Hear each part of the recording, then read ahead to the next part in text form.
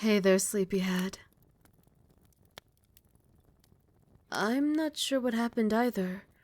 Well, I have an idea, but I'd like to confirm with you first. I found you laying unconscious in the woods, so I brought you here, to my home, so I could take care of you. Judging by the bite mark you have, it looks like you may have been bitten by a certain snake. Do you remember seeing a snake before you fell unconscious? That's what I thought. And what did the snake look like? Yep, that's the one. It's a somewhat common snake around these woods, and when it bites something, it leaves a very unique bite mark, because it has 8 fangs. You have the same type of bite mark on your leg. I guess that settles the culprit. Well, I got good news, bad news, and worse news. The good news is that the poison isn't life-threatening, so your life isn't in any danger. The bad news, though, is that you're paralytic. You won't be able to move mostly, although you can still move your eyes, breathe, and talk, obviously.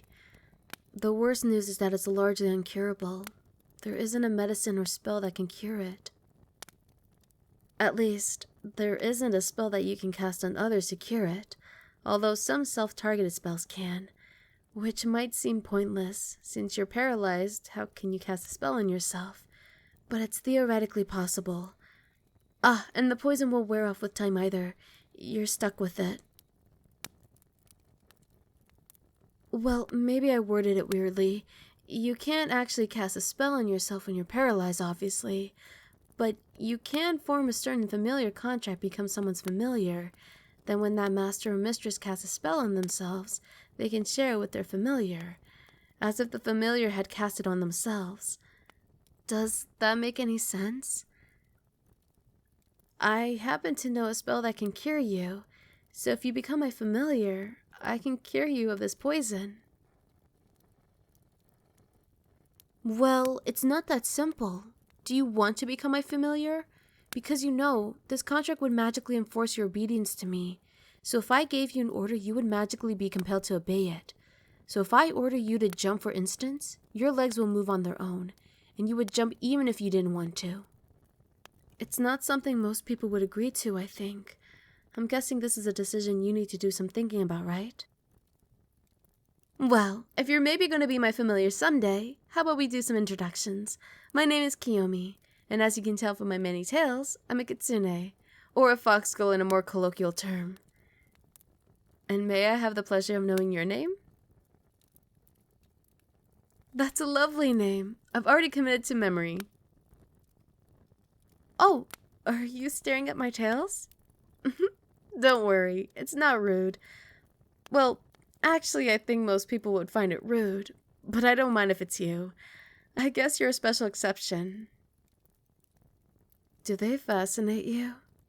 You know, if you do decide to be my familiar, then we should get more familiar. Am I right? Pardon the pun, but if you want to touch them, then go ahead. They're all yours.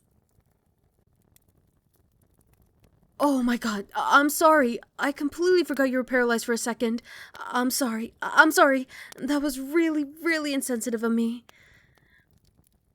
But if you like, I can move my tails across your hand.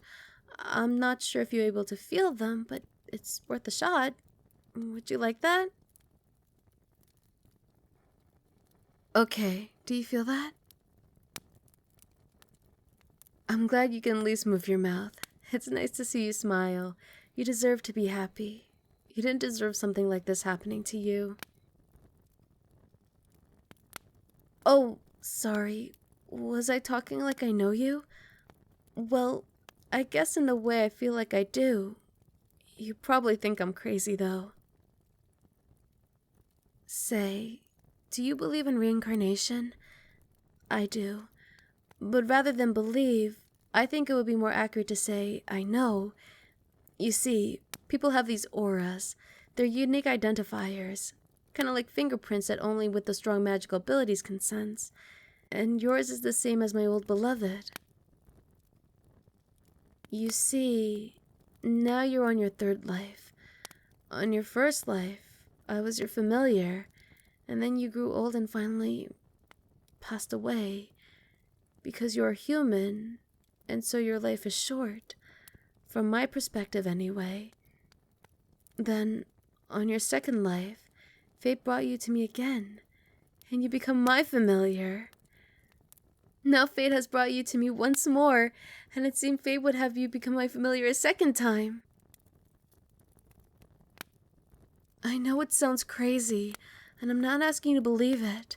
I'm just telling you what I believe. It'll hurt, but you can think of me as a stranger if you'd like. But I mean, it's better for you to think that you're my sweetheart from your past life, right? That way, I'll be a much kinder mistress for you if you become my familiar. I know becoming someone's familiar, at least with the specific contract that could cure you, is something that takes a lot of trust.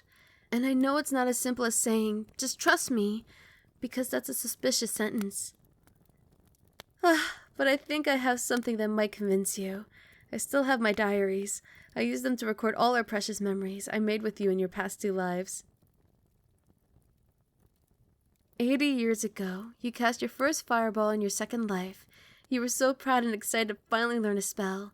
You couldn't just contain your smile as you showed me again and again. It was so cute how you thought it was an advanced spell. Still, it was an important milestone in your education, and I was truly proud of you. I made your favorite that night to celebrate.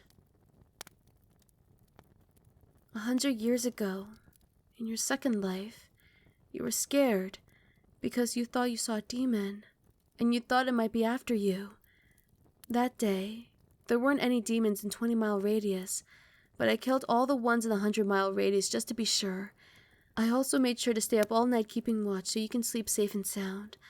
You always look so cute when you're asleep. By the way, I offered to go to hell to kill them again, but you said it wouldn't be necessary. You're so considerate. And let's see. There's this entry and...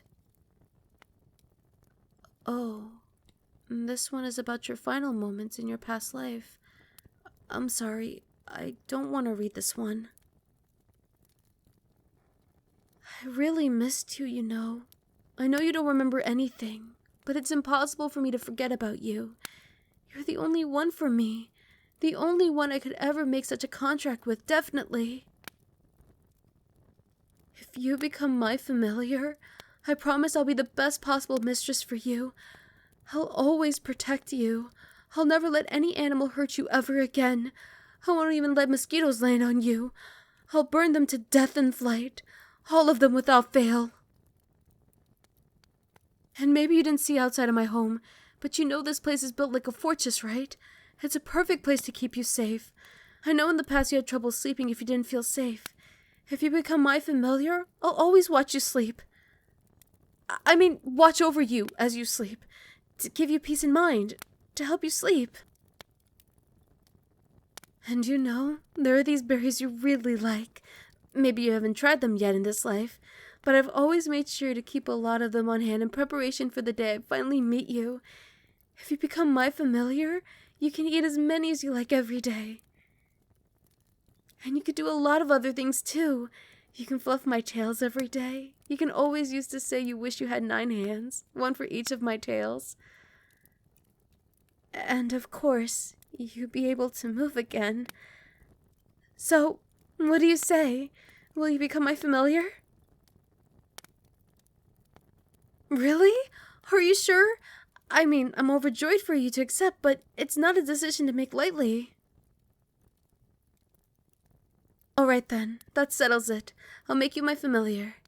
Now, conducting this contract is really quite simple. Most familiar contracts will require certain inks and signing a physical contract, but the one I'm going to make with you is completely verbal. All you have to do is reply to me, yes, I do. Now then, do you accept to become my familiar, now and forever, through sickness and in health? Alright, that's it. You're my familiar now. It seems sort of mundane, right? To an untrained eye, you wouldn't even think of any magic happened.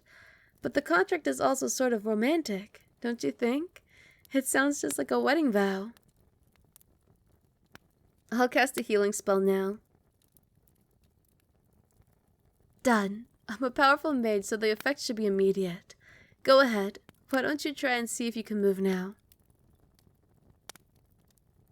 Alright, better, right? I'm so happy for you. It's so nice to truly own you again. I really miss this. Oh, I hope you aren't offended when I say I own you, especially since it's the truth now that you're magically bound to me. Well, I was honest, you know. I really do intend to take care of you. I just think that it's easier if you obey me. In your second life, you had wanted familiars besides just me, which had really complicated my ability to take care of you. So in that life, I made you my familiar.